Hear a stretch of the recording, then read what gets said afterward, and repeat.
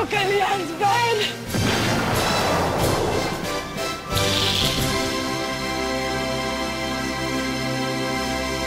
Hi, I'm Michael Moore, and welcome to the final episode of this series of The Awful Truth. What kind of job would you say is a dangerous job in America? Construction work. Construction worker? Lifeguard. Being an astronaut. Astronaut? Oh, yeah. Someone in the military. Someone in the military? That's a dangerous job. Right, yeah. right. How about a worker in an abortion clinic? I think that would be very dangerous nowadays as well. Yeah. Because you see the military on the other side, right. The right to life side. Right. I think they've won the war. Yes, maybe so. Yeah, unfortunately so. But you know what happens when you win a war? Yes. You get a parade. Yes. Are we going Watch to do a this. parade?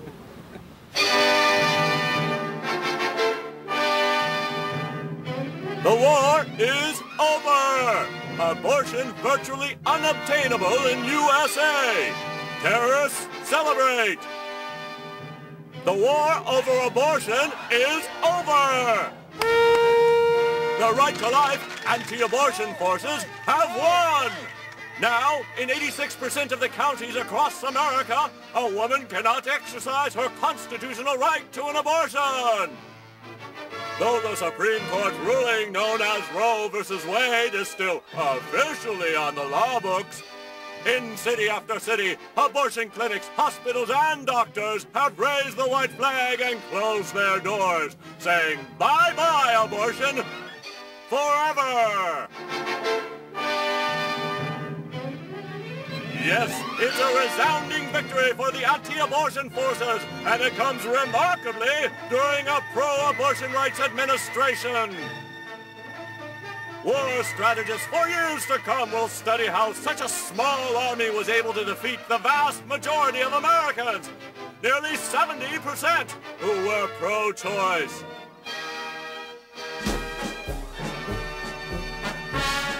When the Supreme Court declared abortion legal in 1973, it was a call to mobilization for these brave fetus freedom fighters.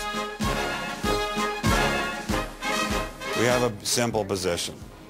A fetus is a life. When you take a fetus's life, it's homicide. That's simple.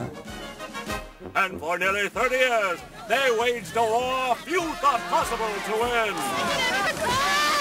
Stop! We think of it as love for the mother, the baby, and the father, and the family.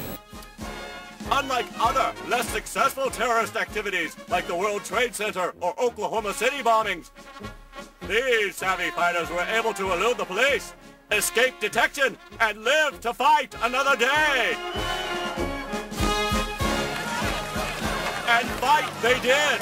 Clinic bombings, arson, and murder were the tools of this nimble army. They held fast to their tightly held beliefs, even when the Supreme Court, with its Reagan and Bush appointees in concurrence, continued to uphold Roe v. Wade in every court decision. Adversity just made them fight harder. They formed brigades. I was there for Roe v. Wade. I was there for the founding of the National Right to Life Committee. They rallied their troops. They declared that God was on their side. The most encouraging thing is that we believe we're on God's side.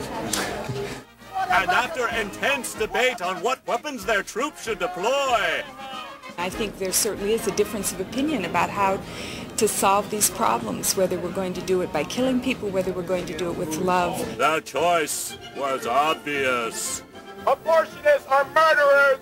Murderers should be executed. Then, in battle after battle, the anti-abortionists used superior firepower to outflank their opponents, who foolishly thought that the law would protect them. Oh, it's terrorism, and it's very well thought out. And unfortunately, it was very effective. First came the ground war, where hand-to-hand combat was waged without mercy. Clinics were bombed. How was that? Hey, Patrol, we just had another explosion down here at the center. So you don't have a clinic now? Oh, my clinic is now closed. We were firebombed. Then after we rebuilt, then we were chemically bombed. Doctors were assassinated. You got a bulletproof vest on, man. We're gonna come get you. I think Dr. Slepian was assassinated while standing in his own kitchen. That was a clear reminder to everybody that the anti-abortion movement is a violent fascist movement. The abortionists that have been murdered, you'd think there were hundreds of thousands of them. I think there might have been, what, 3 or 4, or no more than 5. Intimidation has a name, and that name is pro-life. Now, 90% of the country's OBGYNs refuse to perform abortions. In many parts of the country, women seeking abortions must now travel hundreds of miles in search of a doctor. Pro-life is on the move. This is a war to the end, and we are going to win. Put a fork in it, America. Abortion's done. To formalize the end of hostilities, pro-abortion rights ambassador Michael Moore recently visited the victors' headquarters to offer terms of surrender. Go and tell your generals to come out. We surrender. We'll sign the terms of surrender. Congratulations on winning the war. You won the abortion war. We lost. I'm pro-choice. You're pro-life. We lost. We surrender. To you. Oh, if you'll be in jail for 100 years if you surrender to me. Oh, no, please. We want amnesty. No, you've already won. Let me shake your hand. Let me shake your hand. You obviously were doing the right... Whoops. Is there anybody that we could ask to come out and talk to us outside? Well, I'll tell you what. I'll pass along your request, and if you want to wait outside, okay. I'll let them know you're here. Hail the victors. Hail the victors. These former foes put aside their differences in the interest of peace. Sorry, There's peace. There is peace. In surrender. Yes. And Yes. I know I'm a married woman, and that in surrender is where I get my greatest experience of love. There you go. There you go. Thank you very much, sir, for doing this. We surrender to you. We salute you. We present you with a medal. Wear it proudly. In utero veritam, there is truth in our children. Congratulations. With the treaty signed by a pen of peace, it's time to hail the conquerors. And what better way to celebrate the end of a long and bitter war than with a victory parade down the Canyon of Heroes. Happy spectators, let the ticker tape fly for the brave men who bombed clinics and killed doctors, all in the name of life. Look, there's pro-life hero John Salvi, who shot up an abortion clinic in Massachusetts. Way to go, John! And let's not forget the rubble of abortion clinics, all ready to be recycled into the orphanages of the future. It's my first parade in New York City. Canyon of Heroes is what they call this. That's great. I'll always remember it. Ho ho! There go those pesky sperm! From now on, when those little buggers get in there, it's right on to the expected mother's float. Yes, these women are pregnant, and they're staying that way. There's nothing lovelier than a poverty-stricken woman in the full bloom of pregnancy, is there? No, that's a beautiful sight, yes. It sure is. Look at her. Huh? All three of them, huh? We got here very early. We got here very early. Wow.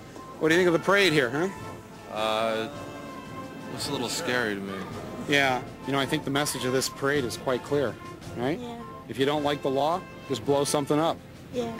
Yeah. But don't sweep up that ticker tape just yet, America! Despite the surrender, pockets of pro-abortion resistance remain, even in the United States Congress! Terrorism has won out in this country. Well, when you say it's won out, see, here I just disagree with you. Because the doctors won't do it. You say we can protect the doctors. How many police are we going to need to protect all the doctors? As many as it takes. But don't worry, abortion-free America! As long as there are bombs and guns, there'll always be heroes like these, ready to use them to get their way. And really, isn't that what this country's all about?